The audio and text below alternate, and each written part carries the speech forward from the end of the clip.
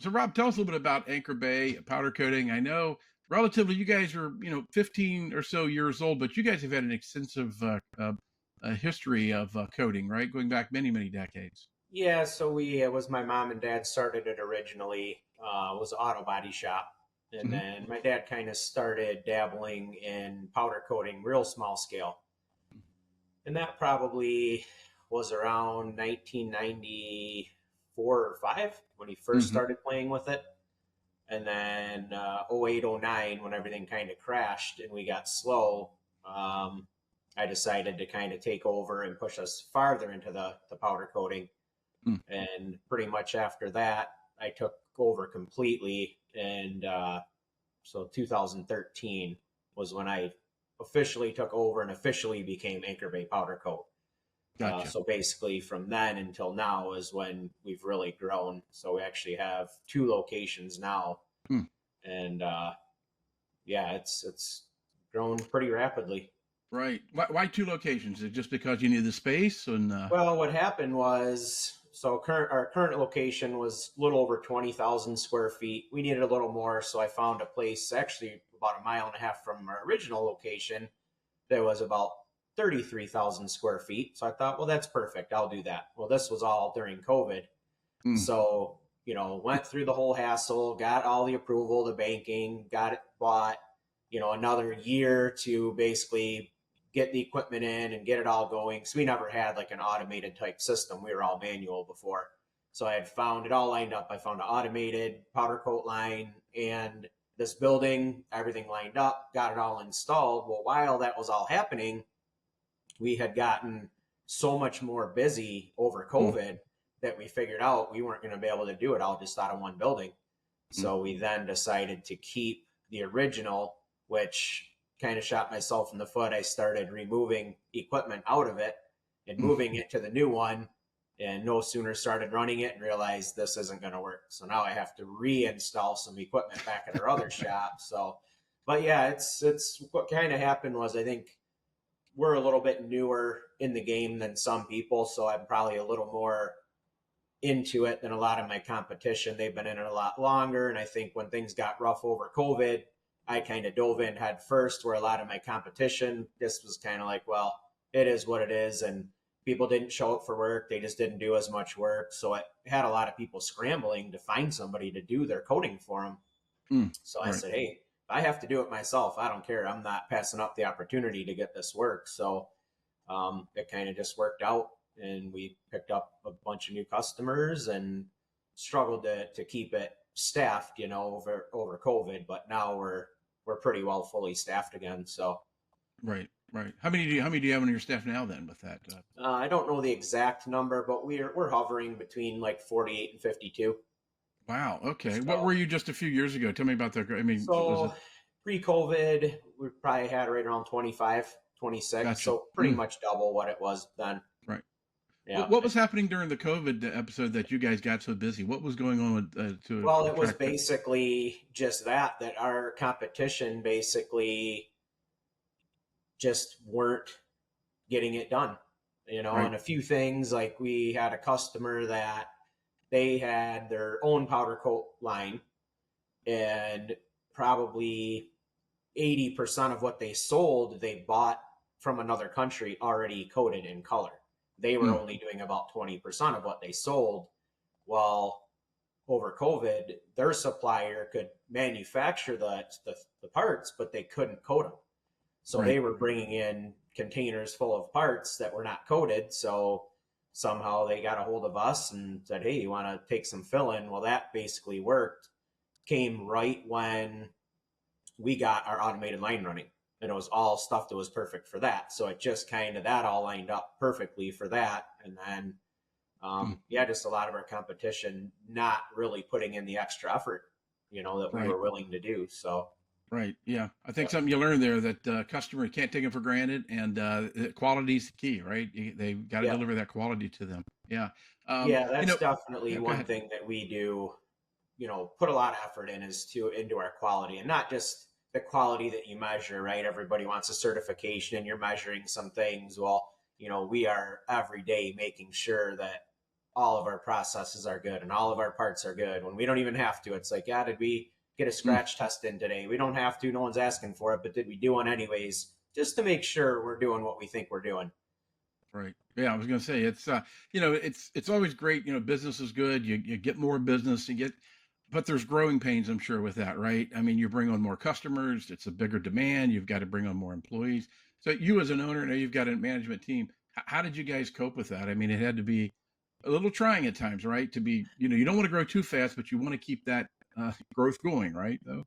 Yeah, so really the biggest thing was that I had gotten a pretty good base of about 5 guys that were my managers. So I probably almost had too many managers. If you have 25 total, you probably wouldn't even have 5 managers. But I just had that many guys that have been with me long enough that made it to that level. So when we got that more work, we were able to just kind of divide and conquer, and really those guys being committed and working along with me that whatever we have to do, we just have to do it because we were shorthanded all through COVID. We finally just now have enough people, literally Right. over probably the last, since 4th of July, finally Right. found enough people. Right. Yeah, prior to that, it was just, if I didn't have those guys in place, there just would have been no way to do it. I couldn't have done it by myself. So, I really have those guys to thank for it. But I've always taken very good care of the people that work for me that are committed to what we're doing. I take good care of them, and I think that's what got us through. Yeah, you talked about that. I mean, committed to quality. That's something that you've got to kind of push. As the owner, you've got to push it to your managers, who's got to push it to your line staff, everything. Any unique ways you guys do that, or is it just something inherent that they know that? I mean, I guess they realize that you receive these customers. You got these customers. First of all, you're aggressive in asking people, but you got them because there was something happening at their previous customer that just wasn't, or their previous supplier that just wasn't working correctly, right? And but getting back to it, how do you make sure that everybody on your team knows what they have to do? I mean, and as big as you grow, you kind of want to make sure everybody still understands that, right? Yeah. So the less measurable way, but probably one of the things that actually helps us is the guys that I've had here for so long that they just know. So, but what I have to do is, yeah, I know what we're doing and how to do it, but prove it to me now. And then they're like, oh, Right. all right, now I got, because it's, you get busy, you get caught up, you're just trying to get the Hmm. work done. Yeah, you're making sure you're, testing your chemicals and you're making sure you're doing your process. But at the same time, we need that test. And once you ask somebody the same thing enough times, they don't want to hear it anymore. So finally, as soon as I walk up, they don't even wait for me to ask. They're like, "Oh, hey, look what I have here." It's like, yeah, okay, that's Right. what I want to see. We're doing it when I'm not asking, and Right. customers love it. Even though the ones that don't even ask for it, it's like, "Oh, hey, we did this. We did these tests today, and we checked this today," and they're like, "Oh, wow, that's really neat." So because some of our customers they don't really have a real requirement. It's like, well, we just need this orange or we just need it white. They don't really care too much about it, but they still like to see that we are proving what we say we're doing. Right. Right. What type of industry? I know you guys do a kind of a varied amount of industries that you do work for. What types have you been picking up? What's kind of the majority of the work that you all do? Yeah, we do. So we started off pretty strictly in automotive tooling, actually, was what it started out. A couple people around here.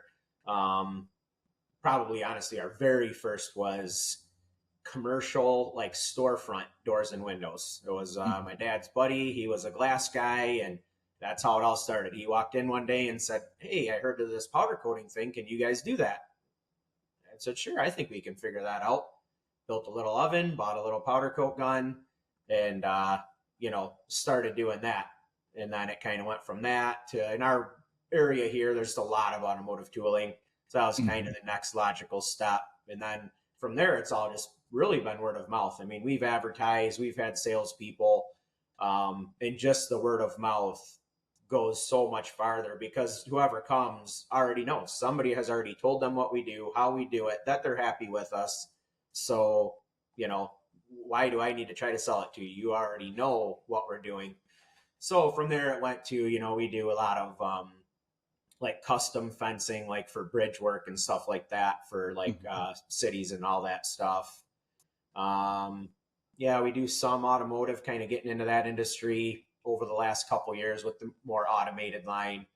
So yeah, I mean, we do just about anything really. A lot of Right. military now. We're probably almost up to like 30-40% military work now. Oh, wow, that's So great. yeah. Yeah. Yeah. And how long have you had your automated line set up? It was a year in February. Oh, you're in February. Okay. Yeah. And talk to me about making that decision. I guess something you decided you needed to do to really up the game a Yeah, little bit, right? it was, well, it's the control. We had started getting some production type work that we were able to work with our system. You know, currently we either sandblasted or we had like a wand wash with like an iron phosphate in there. You know, we did a good job of making sure we were testing our concentration and doing our quality tests, making sure it was good, but just not a lot of control there, you know. So I thought, you know, if we're getting more and more of this production type work, small parts on racks, it's like I just need a system where I know the stages, as long as my chemicals are clean and my pump pressures are the same, I'm going to have the same result every day. So that was really what drove that. It wasn't even as much about the moving of the parts through the coating and the ovens and Hmm. all that. I was pretty confident in how we were doing that. It was really more the pre-treat is what pushed me that way. Right. Right. Who helped you install that? Did you who what So it's a company called Detroit Industrial. It's a mhm, small local kind of company, but they've been doing it for 35, 40 right. years now. Um, so I've been using those guys for probably 25 years, and Gotcha. they're really good at. So I bought a used system and Hmm. heavily modified it. They're really good at that. Gotcha. Taking whatever you buy, they'll find the way to make it work, make the ovens move the right air, and bake properly, and all those things. So Right. Yeah. And like I said, I know getting to the I know you know you've got the line that's automated a bit, but getting your systems automated, that was it seemed to be. I know talking to people at Steelhead with that. Again, as you grow, you get more people in.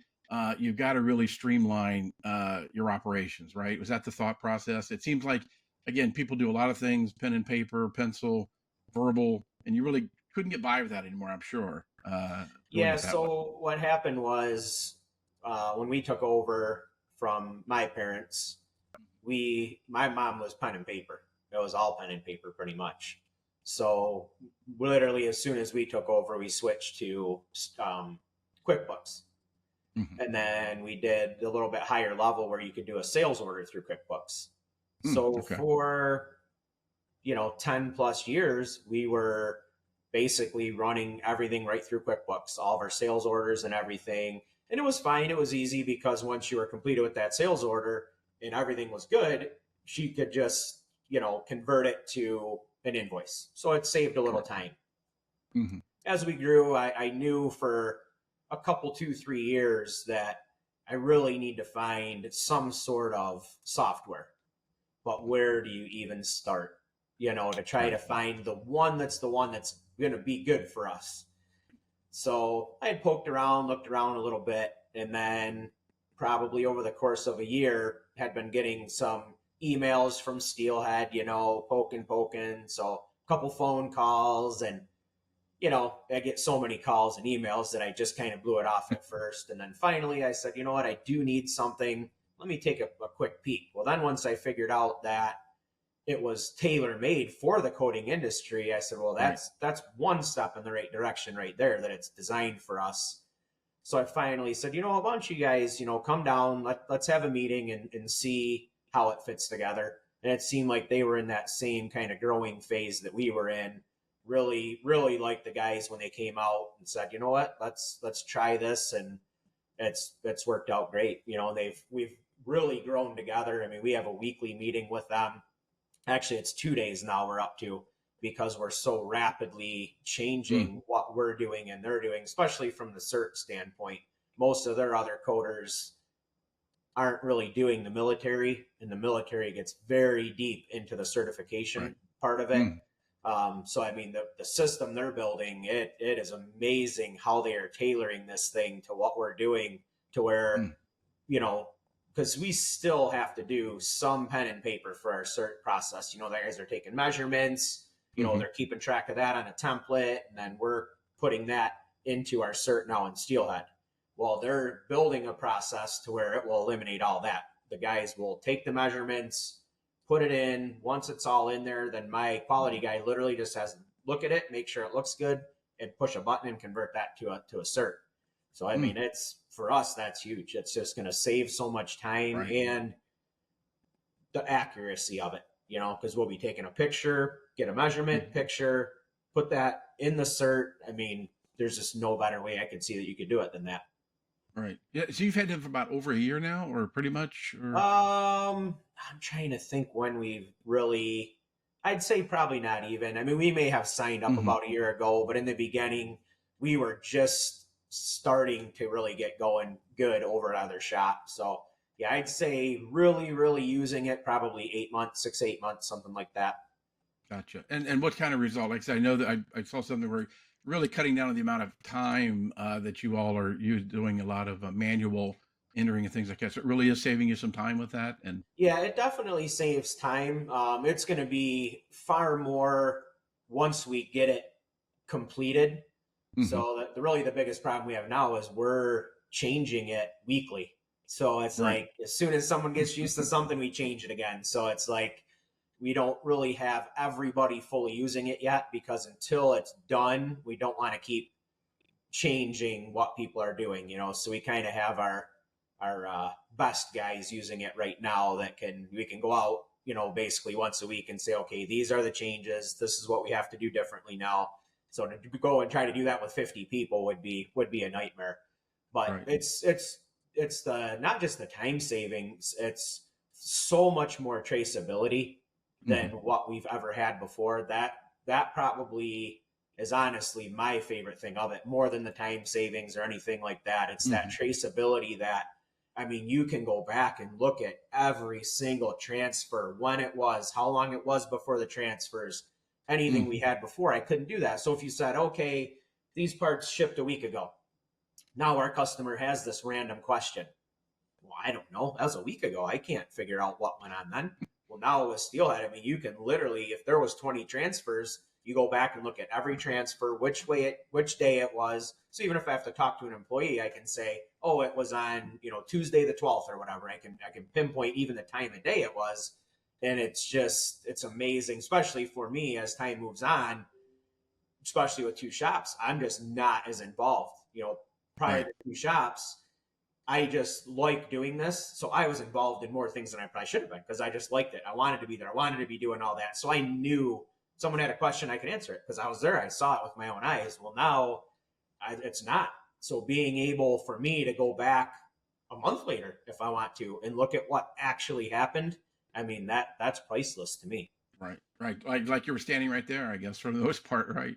Mhm. Yeah. It seems Yep. like there's two. Yeah. It seems like there's two types of employees sometimes. The ones that really grasp this technology, and some that go, I don't know if I really want to do. I mean, what was the kind of the mood of doing that? Was it some people No, hesitant? that's exactly it. Some of the guys are right into it. So basically, the way we're doing it is the guys that are a little more tech savvy, that have the interest in it, are the ones that we're more getting into it now. And some of the guys that have the resistance, we're really not even messing with it until we get it pretty much Dialed in. complete to where Yeah. we can just sit them down, teach them the one way, because we use it. And then we have a weekly managers meeting at each shop, and we'll sit down and talk about, oh, we did this, man. If we could do this, this would be great. Then in our Right. meeting the next week with Steelhead, it's like, oh, hey, can we do this? We'll buy that next week, whatever that was. We have it now. So it's like, all Right. right, now I Wow. got to go back. Oh, hey, you asked for it. Here it is. Now you have to start using it.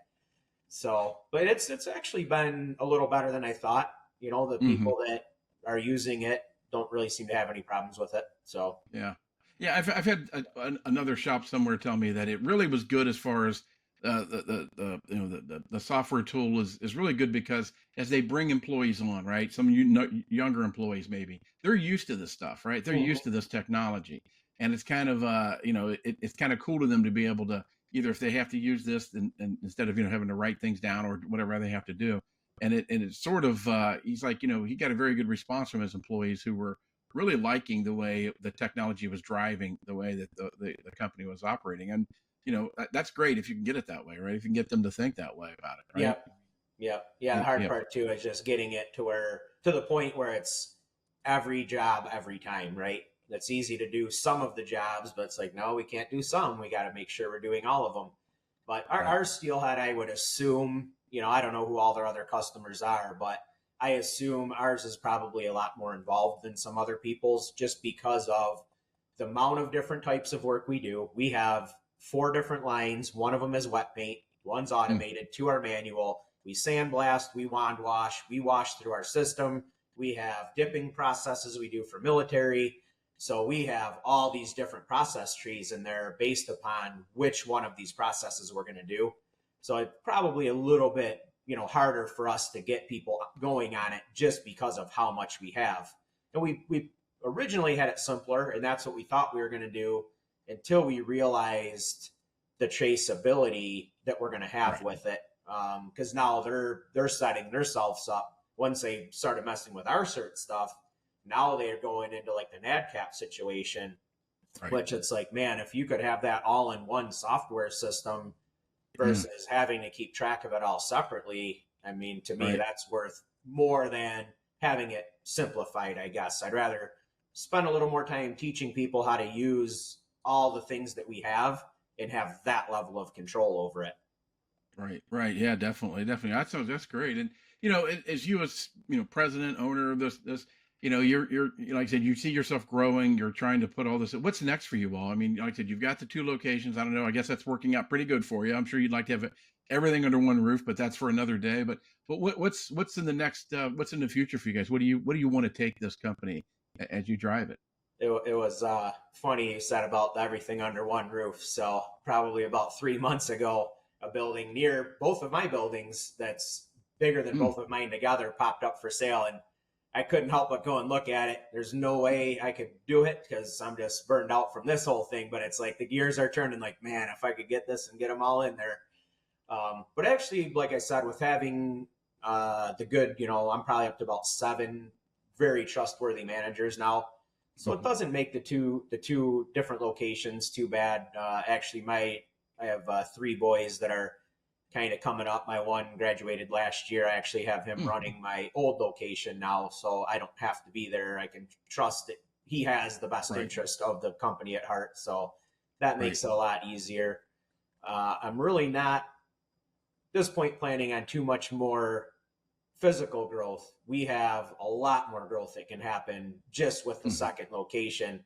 Yeah, we've doubled in size, but I've added enough capacity to probably triple or quadruple. So from Mhm. here, it's going to be finalizing. I still have some things to complete that just never quite got completed. Not things we have to have, just things to make everything work better and smoother. So I probably have another year of just finishing all that.